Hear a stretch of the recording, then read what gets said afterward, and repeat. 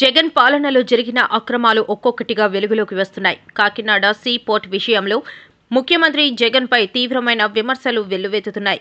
ప్రస్తుతం జగన్ చుట్టూ విచారణ ఉచ్చు బిగిస్తోందని రాజకీయ వర్గాలు భావిస్తున్నాయి.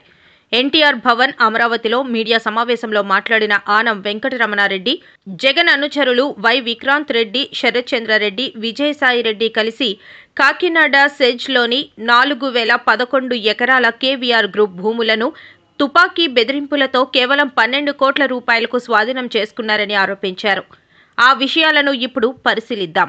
నాకు తెలిసి శ్రీ సిటీ తర్వాత కాకినాడ సెజ్ చాలా పెద్దది ఆంధ్ర రాష్ట్రంలో.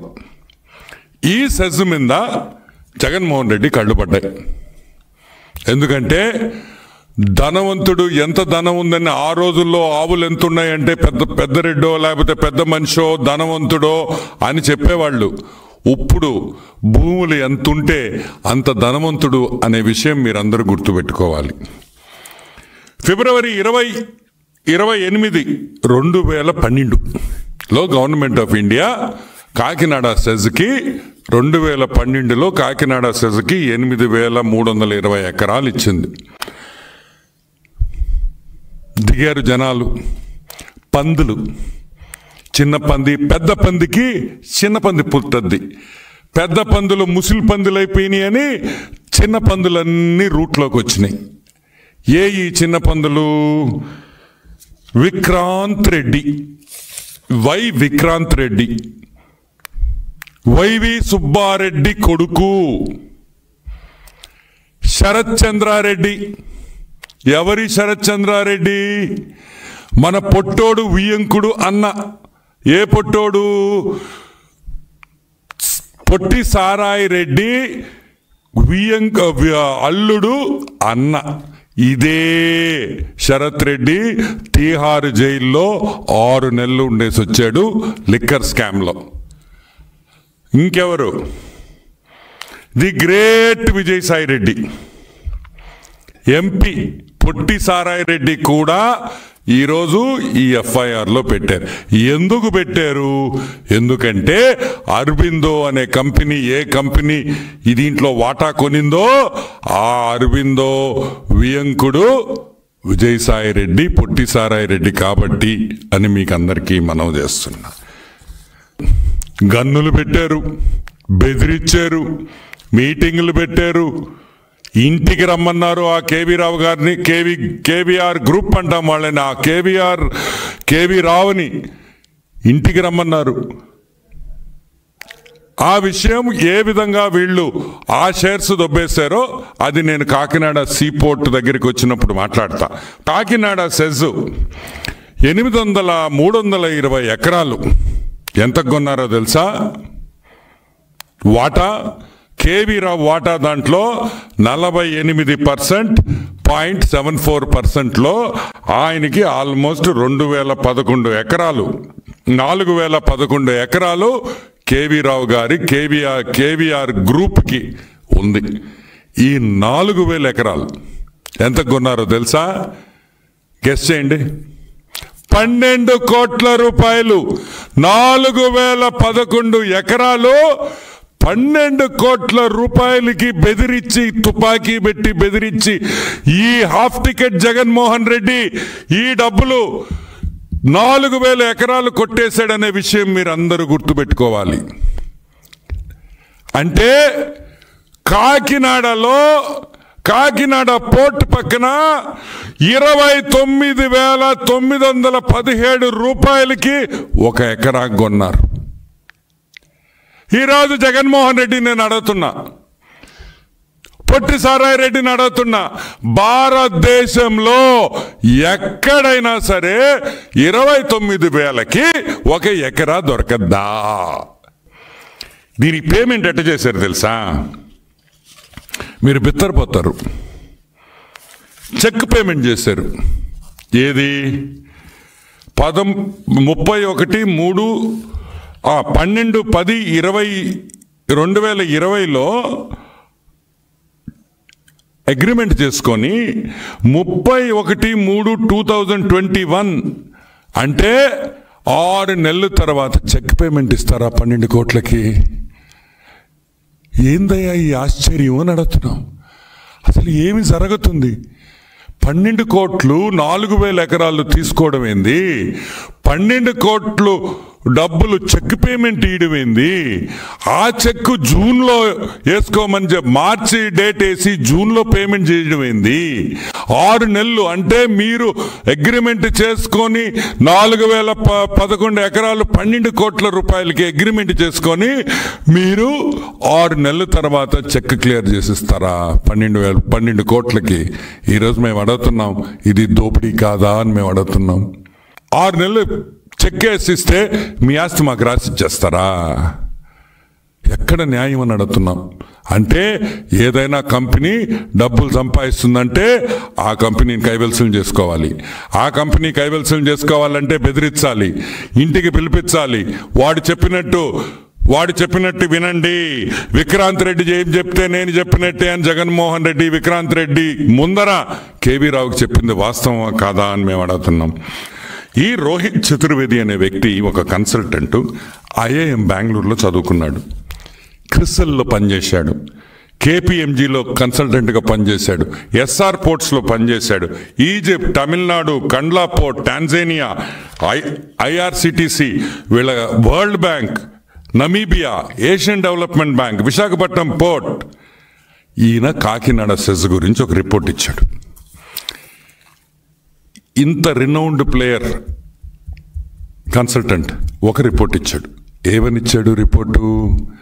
ఏమనిచ్చాడంటే మొత్తం కాకినాడ సెజ్ గురించి మొత్తం రాస్తూ ఆయన ఇచ్చిన వాల్యుయేషన్ తీస్తే మీ కళ్ళు జిర్యలంటాయి. మనకి 8,230.48 ఎకరాలు, ఒక్కొక్క ఎకరా రేటు 50,24,000 రూపాయలు. ఆయన ఇచ్చిన వాల్యుయేషన్ రిపోర్ట్ రాజీవ్ చతుర్వేది అనే కన్సల్టెంట్ ఇచ్చిన వాల్యుయేషన్ వచ్చి 50 లక్షల రూపాయలు ఒక ఎకరాకి ఇచ్చాడు. అంటే 4,000 ఎకరాలకి మీరే క్యాలిక్యులేట్ చేసుకోండి ఎంత అవుతుందో. 4,135 కోట్ల రూపాయలు. అంటే కేవీ రావు షేర్కి 2,000 కోట్ల రూపాయలు వాల్యుయేషన్ వేశారు ఈ 4,000 ఎకరాలకి. అంటే 2,000 కోట్ల 2,000 ఎకరాలకి 12 కోట్లు ఇస్తారా 2,000 కోట్లకు గాను? ఈరోజు నేను అడుగుతున్నా, ఇది న్యాయమా ధర్మమా అని అడుగుతున్నాం. ఇది బెదిరించడం కాదా? ఇది గన్ను పెట్టుకొని లాక్కోవడం కాదా? ఏమంటారు? 2,000 కోట్ల ఎస్టిమేషన్ వేసిన 2,000 ఎకరాలకి మీరు ఎంత తీసుకుంటారు? 12 కోట్లకు తీసుకుంటారా? 2,000 కోట్లు ఎక్కడా, 12 కోట్లు ఎక్కడా అని మేము అడుగుతున్నాం. ఇది బెదిరించడం కాకపోతే ఏంది అని అడుగుతున్నాం. ఈరోజు ఛార్జ్ షీట్ ఫైల్ అయింది. ఈరోజు ఏకంగా సిఐడి ఛార్జ్ షీట్ పెట్టింది. ఎవరి మీద పెట్టింది? ఎందుకు పెట్టింది? కాకినాడ సెజ్ ఏంది, కాకినాడ డీప్ సీ పోర్ట్ ఏంది అనే 2 విషయాలు ఈరోజు మనం మాట్లాడుకుంటాం. First let me start with Kakinada deep sea port. Kakinada SEZ 8,320 ఎకరాలు. ఎంత? 8,320 ఎకరాలు. కాకినాడ సీపోర్ట్ ఎఫ్ఐఆర్ ఫైల్ అయిన తర్వాత ఈ 4 బ్రోకర్లు ఎవరు? వైవి సుబ్బారెడ్డి కొడుకు, పెద్ద బ్రోకర్ జగన్మోహన్ రెడ్డి, చిన్న broker Sarath Chandra Reddy, medium size broker మన పొట్టి సారాయి రెడ్డి. ఆదాన్ డిస్టిలరీస్ గురించి మీకు బాగా గుర్తుంది కదా. మనం ఎన్నోసార్లు ఆదాన్ డిస్టిలరీస్ గురించి మాట్లాడుకున్నాం. దొంగ సారా వ్యాపారం చేసి మనం వాళ్ళ డైరెక్టర్ లెవెల్లో కూడా, అది కూడా అరబిందో కంపెనీదే. ఆ శరత్ రెడ్డే, ఆ అరబిందో శరత్ రెడ్డే ఈ శరత్ రెడ్డి. వీళ్ళు ఏం చేశారంటే కాకినాడ డీప్ సీ పోర్ట్ అనే కేవీ రావు గారి డీప్ సీ పోర్ట్ అది ఒక పోర్ట్ కాదు, 2 పోర్ట్లు. మీరందరూ కాకినాడ సీ పోర్ట్ ఒకటే అంటున్నారు. కాకినాడ సీ పోర్ట్ ఒకటి, కళింగ ఇంటర్నేషనల్ పోర్ట్ ఒకటి, దాంట్లో కూడా వీళ్ళకి షేర్స్ ఉన్నాయి. ఈరోజు కాకినాడ సీపోర్ట్ ఒక్కటే 451 కోటి నుంచి 530 కోట్ల రూపాయలు యావరేజ్ ఎర్నింగ్స్ ఈ సంవత్సరం, లాస్ట్ ఇయర్. అదే కాకుండా ప్రీవియస్గా ఆ కంపెనీ బిఫోర్ ట్యాక్సెస్ 290 కోట్ల నుంచి 330 కోట్ల వరకు సంపాదించింది. అంటే ఆదాయం. ఏమయ్యా, కాకినాడ డీప్ సీ పోర్ట్ మీకు కావాలనుకున్న తర్వాత వెంటనే రంగంలోకి శ్రీకాంత్ రెడ్డి దిగుతాడు, శరత్ రెడ్డి దిగుతాడు, కేవీ రావుని బెదిరిస్తారు. గవర్నమెంట్ నుంచి ఎటువంటి కోఆపరేషన్ ఉండదు. అసలు గవర్నమెంట్ పట్టించుకోదు ఆ పోర్ట్ని, ఏమడిగినా లేవంటాయి. ఆ మాయన ఒక కంపెనీని దింపుతారు, ఒక ఆడిటర్ని దింపుతారు, ఇంకొక పెద్ద బ్రోకర్ ఆడిటర్ వాడు. పీకేఎఫ్ శ్రీధరన్ సంతానం అనే ఒక కంపెనీ చెన్నై నుంచి వస్తుంది. ఆడిటింగ్ మొదలు పెట్టద్ది, మొత్తం లెక్కలు చూస్తారు. 20 రోజుల లోపలే ఇంకో కంపెనీ వస్తుంది. ఏం దాని పేరు? క్రాల్ ఇండియా, ముంబై నుంచి. అంటే ఒకే కంపెనీని ఆడిట్ చేసేదానికి 2 కన్సల్టెంట్లు 28 రోజులు తేడాలో 28 రోజులు వాడు ఒక సైడ్ చేస్తున్నాడు, వీడు ఒక సైడ్ చేస్తున్నాడు. వీళ్ళిద్దరూ కాగితాలు నలిపి తిని చదివి 1000 కోట్ల రూపాయలు కట్టాలి గవర్నమెంట్కి అన్నారు. ఎంత? 1000 కోట్లు. యాడ్ నుంచి కడతాడు కేవీ రావా? 1000 కోట్ల రూపాయలు నువ్వు గవర్నమెంట్ కట్టాలి. నువ్వు గవర్నమెంట్ కట్టకపోలేని పరిస్థితుల్లో మేము కేసులు పెడతాం, లేదంటే ఆ వాటా మాకిచ్చేసేయి. ఈరోజు మీ ఇళ్ళు అమ్మాలంటే, మీ ఇళ్ళో నా ఇళ్ళో ఎవరైనా ఇళ్ళు అమ్మాలనుకుంటే రేటు నువ్వు చెప్తావా, కొనుక్కునేవాడు చెప్తాడా? నీ రేటుకి, నాకు నచ్చిన రేటుకి నా ఇళ్ళు అమ్ముకునేటప్పుడు నీకు ఇష్టం ఉంటే కొంటావు, ఇష్టం లేకపోతే కొనవు, అంతే కదా. మీ ఇళ్ళు అమ్ముకుంటే ఎదుటాడు 5 రూపాయలు అంటే ఇచ్చేస్తావా? 1 కోటి రూపాయలు ఇళ్ళినాయి ఇవి కదా. నాకు నా ఇల్లు విలువ ఇంత, ఈ విలువ నాకు ఇస్తేనే నేను నా ఇల్లు నీకు అమ్ముతానని చెప్తాం. ఈరోజు నేను చెప్తున్నాను, కాకినాడ డీప్ సీ పోర్ట్లో 41% అమ్మేదానికి అరబిందో వాడు మనోహర్ చౌదరి అసోసియేట్స్ అని ఒక కంపెనీకి ఇస్తాడు. అంటే వాడు ఏ రేటు చెప్తే అదే, ఈడే వాడికి డబ్బులు ఇస్తాడు, ఈడే వాడిని కన్సల్టెంట్గా పెడతాడు. అరబిందో గాడు, వాడు శరత్ గాడు, వాడే రేటు చెప్తాడు, ఈ రేటుకి అయితే మనం మీరు తీసుకోవచ్చు అని. సరే, ఎంత? 494 కోట్ల రూపాయలకి షేర్లు.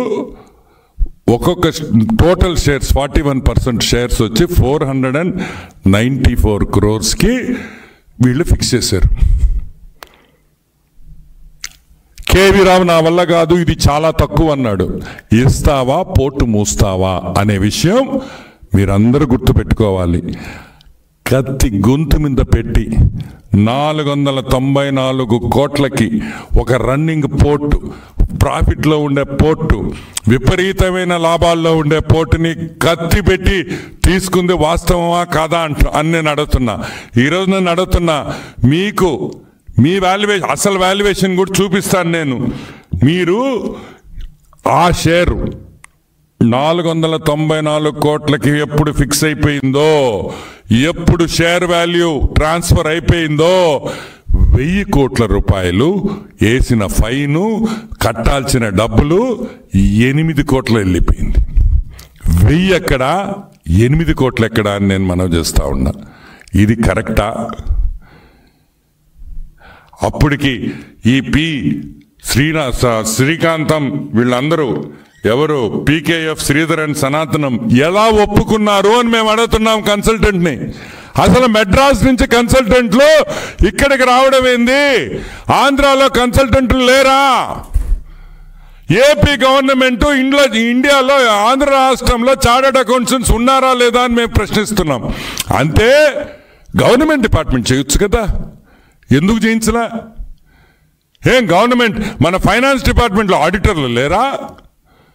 ఫైనాన్స్ డిపార్ట్మెంట్లో పనిచేసే ఆడిటర్లు ఉన్నారా లేరా? ఉన్నప్పుడు నువ్వు ఎందుకు చెన్నై నుంచి తీసుకొని రావాల్సి వచ్చింది? ఎందుకంటే విజయసాయి రెడ్డి చెన్నైలోనే అతను ఒక చార్టర్డ్ అకౌంటెంట్గా, పనికి మాలిన చార్టర్డ్ అకౌంటెంట్గా అక్కడ ఉండేవాడని కూడా నేను మనవి చేస్తా ఉన్నా. అసలు ఈ ఎఫ్ఐఆర్లో A1గా ఉండాల్సింది ఎవరు? విక్రాంత్ రెడ్డి కాదు, YS Jaganmohan Reddy half ticket. ఈరోజు A1గా ఉండాల్సింది. ఈ విషయం నేను సిఐడి డిపార్ట్మెంట్కి, డిఐజీ గారికి, డీజీపీ గారికి అందరికి నేను మనవి చేస్తున్నా. క్రియ అన్నీ కూడా వైఎస్ జగన్మోహన్ రెడ్డి అనే విషయం గుర్తుపెట్టుకోండి. వైఎస్ జగన్మోహన్ రెడ్డి అండ లేకపోతే కేవీ రావు ఈరోజు ఈ పరిస్థితుల్లో ఉండేవాడు కాదని కూడా నేను మనవి చేస్తా ఉన్నా. ఒక్కసారి గుర్తుపెట్టుకోండి. వెంటనే ఎఫ్ఐఆర్లో వైఎస్ జగన్మోహన్ రెడ్డి A1 కింద నమోదు చేయాలి. ఎందుకంటే జరిగిన ఈ కుట్ర తాడేపల్లి ప్యాలెస్లో బయట కాదని కూడా నేను మనవి చేస్తున్నా. 1000 కోట్లు 8 కోట్లు అయిందంటే, ఫైన్ అయిందంటే అది జగన్మోహన్ రెడ్డి హస్తం కాకుండా ఏ విధంగా అయిందనే విషయం మేము ఈరోజు ప్రశ్నిస్తున్నాం. వెంటనే వైఎస్ జగన్మోహన్ రెడ్డి A1గా ఈ కేసులో ముద్దాయి వేసి వెంటనే అరెస్ట్ చేసి అతని ఇంట్రాగేషన్ చేసి వాస్తవాలన్నీ బయటకు తీసుకురావాలని కూడా మేము ఈరోజు డీజీపీ గారిని కోరుతున్నాము.